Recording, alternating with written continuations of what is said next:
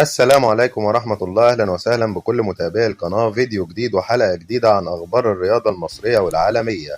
ياريت في البداية تشترك في القناة وتفعل زرار الجرس علشان يوصلك كل الأخبار الجديدة، وادعم الفيديو بلايك. الأهلي يفوز بهدف نظيف بشق الأنفس على منتخب السويس لحسين الشحات، ويتأهل لدور الستاشر من كأس مصر لمقابلة الداخلية. أحمد قندوسي صانع هدف الفوز لحسين الشحات بعد المباراة. الأهلي دائما يبحث عن الفوز، وبإذن الله دائما نسعد جماهير الأهلي.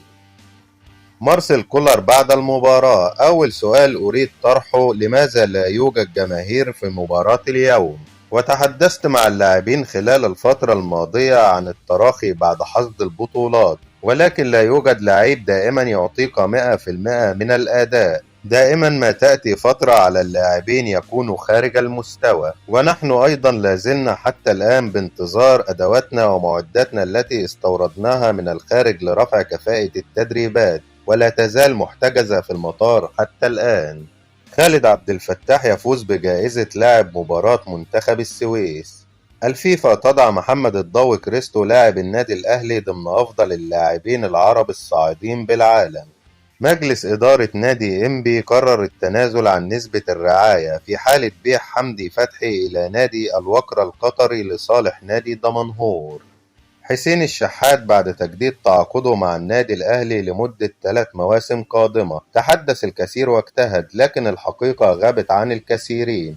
جمهور الأهلي العظيم، لأجلكم تكون التضحيات، فإن تراب الأهلي ذهب، وعندما تسير مع الأهلي تعرف مكانته، ومنها تعرف مكانتك أيضا. بعد إعلان الزمالك التجديد مع سيف فاروق جعفر وتأكيد شوبير على أن اللاعب قد وقع لبيراميدز بالفعل.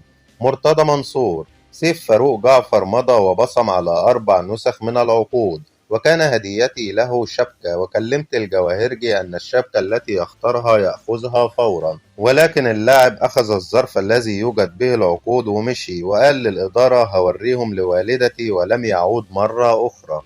الزمالك يتقدم ببلاغ للنائب العام ضد سيف فاروق جعفر بعد الاستيلاء على عقود النادي والتوقيع لنادي بيراميدز.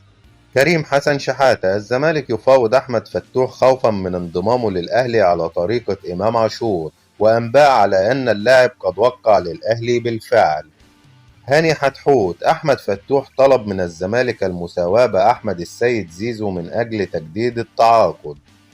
بعد توقيع نجله لنادي بيراميدز. فاروق جعفر: بيننا خلافات عائلية ومش بتواصل معاه، وسيف مش بيكلمني ولا بشوفه منذ 2 سنين، ويتعرض لضغوط من والدته. بعد توقيع لاعب الزمالك لبيراميدز. ميدو على طريقة الخطيب: أنا مش زعلان من سيف جعفر، أنا زعلان عليه. بعد روبن نيفيز. الهلال السعودي يتعاقد رسميا مع السنغالي كوليبالي لاعب تشيلسي. الخطيب يستقبل هاني أبو ريدة بمقر النادي الأهلي ويشكره على مساندته للأهلي والكرة المصرية. منتخب مصر الأولمبي يتعادل سلبيا مع النيجر في مباراته الأولى أفريقيا المؤهلة لأولمبياد باريس. بعد الفوز على منتخب السويس. الأهلي هذا الموسم خاض 31 مباراة في البطولات المحلية بدون أي هزيمة. انتهت اخبارنا. لو لسه ما اشتركتش في القناة اشترك علشان توصلك كل اخبارنا وفيديوهاتنا الجديدة. ادعم الفيديو بلايك، وسلام عليكم.